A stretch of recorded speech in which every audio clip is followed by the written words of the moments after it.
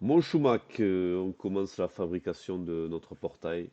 Donc là, on est sur la traverse du pas, un tube de 100 par 50, où Chef Boobs et Chef Panacota ils vont venir mettre les roues. Donc il faut une ouverture, une petite lumière pour pouvoir insérer les roues.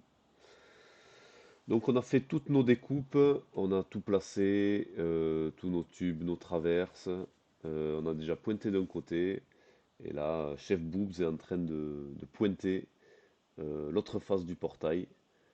Faire attention de bien être à fleur pour avoir un super rendu au niveau de la soudure. Donc là, on voit que tout est pointé. On a un portail assez costaud avec des traverses horizontales et verticales. Il ne bougera pas, ça c'est sûr. En haut, on voit qu'on a la frise qui n'est pas encore faite. Et là, les roues qui ont été mises grâce à des inserts sur le tube de la traverse du bas. Des inserts, les roues qui sont vissées. Vis inox, ça bougera pas. Donc là, tout est pointé. Notre chef Boobs commence la soudure. Donc bon, même si c'est pas des soudures super, c'est pas grave, ça lui fait la main. Elles vont être toutes meulées à zéro, bien à plat. Et en plus, par-dessus, il y aura de la tôle, donc il n'y a pas de problème si les soudures sont pas nickel.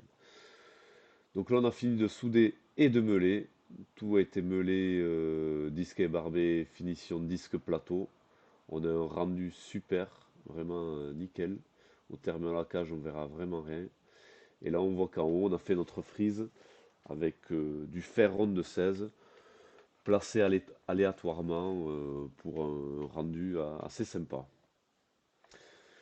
Donc là, on a fini, on est sur la fin. On a découpé nos tôles. Donc il y aura deux tôles qui seront rivetées sur notre portail. Donc là, on prépare tout.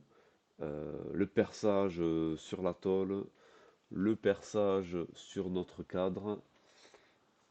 Et là, donc tout est fini. On est prêt à envoyer au thermolacage. Donc on voit quand même que c'est un sacré gabarit ce portail, 4,50 m par 1,80 m.